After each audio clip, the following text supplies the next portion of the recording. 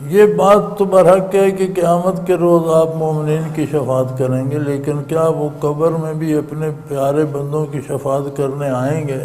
مجھے یہ بتاؤ کہ قبر میں سوال جواب کرنے کون آتا ہے؟ فرشتے؟ فرشتے اعلیٰ ہیں یا حضور؟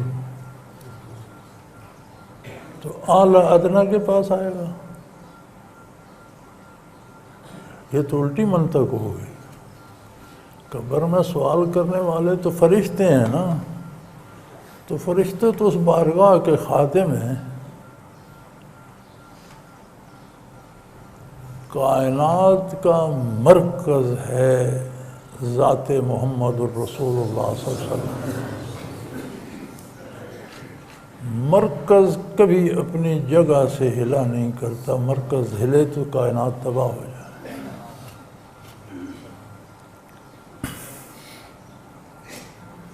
یہ جو تصور ہم میں بن گیا کہ حضور قبر میں تشریف لاتے ہیں، یہ درست نہیں ہے۔ یہ درست ہے کہ فرشتے جب سوال کرتے ہیں من ربک من نبیک وما دینک، تیرا رب کون ہے، تیرا نبی کون ہے، دین تو اگلا سوال یہ کرتے ہیں کہ اس ہستی کے بارے دنیا میں تمہارا عقیدہ کیا تھا؟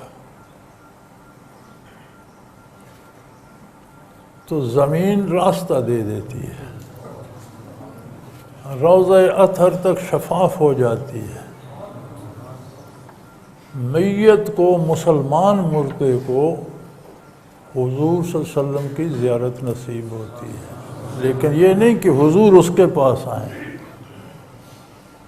زمین شفاف ہو جاتی ہے، پردے ہٹ جاتے ہیں، مومن کہتے ہیں ھذا سیدنا و مولانا محمد الرسول اللہ صلی اللہ علیہ وسلم ارسلہ بالحق بشیرا ونذیرا وداعیا الی اللہ باذنہ وسراجا منیرا۔ جو اتباع نہیں کرتا اس کا جواب ہوتا ہے ہیہات لا ادری، افسوس مجھے کچھ علم نہیں کون ہے کون۔ تو اس سے بعض لوگوں کو یہ غلطی لگی ہے کہ جب فرشتے سوال، تو چونکہ حاضر رجل کہتے ہیں اس ہستی کے بارے کیا کہتے ہو، لہٰذا چونکہ قریب کے لیے بولا جاتا ہے۔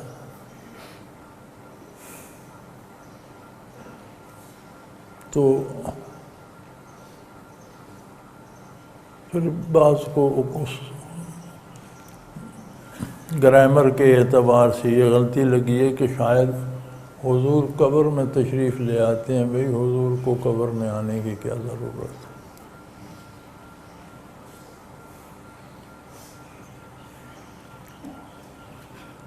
ایسے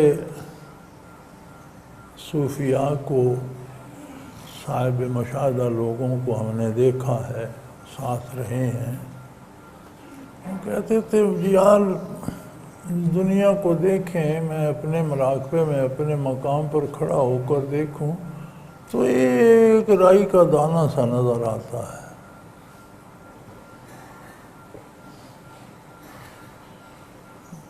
یہ سارا کرۂ ارض جو ہے ایک رائی کا دانہ نظر آتا ہے۔ اگر اولیاء اللہ کے لیے اس کی حیثیت یہ ہے تو نبی کریم صلی اللہ علیہ وسلم کے سامنے اس کی حیثیت کیا ہو؟ حضور وہیں جلوہ گر رہتے ہیں، اور کسی کو فنا فی الرسول نصیب ہو تو اللہ اسے توفیق دیتا ہے وہاں حاضری کی۔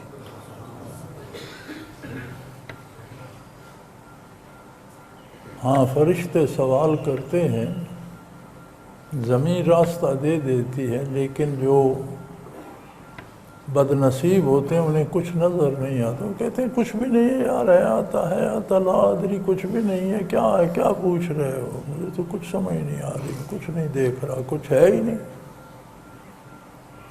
جو خوش نصیب ہوتے ہیں انہیں زیارت بھی نصیب ہو جاتی ہے، بتاتے بھی ہیں۔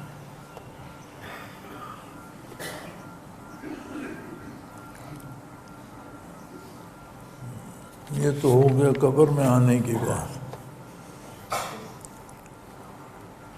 اب یہ اگلا مصرع آپ نے اس کی قوالی سے لے لیا کہ میری قبر میں شفاعت کرنے آ جانا. قوالوں کو تو یہ بھی نہیں پتہ ہوتا کہ اس مصرع کا مطلب کیا ہے. یہ تو شاعر کی مہربانی، اس نے جوڑ دیا، انہوں نے گا دیا.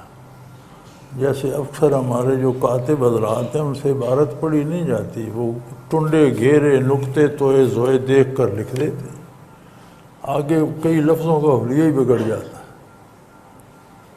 تو یہ شاعرانہ تعلی ہے. تو شاعر جو کوئی بات کہتے ہیں اس کی ہر بات جو ہے مستند نہیں ہوتی. بہت تھوڑے لوگ ہوتے ہیں جن کی باتیں اچھی ہوتی ہیں. اور یہ کوئی ضروری بھی نہیں کہ جو یہ قوالی گا رہا ہے اس کا عقیدہ بھی یہ ہو، یہ بھی کوئی ضروری نہیں. کیونکہ گانا تو اس کا ایک پیشہ ہے. جو شعر کسی نے لکھ دیا، اس نے گا دیا، اس کا ذاتی نظریہ کیا ہے وہ ایک الگ شے ہے.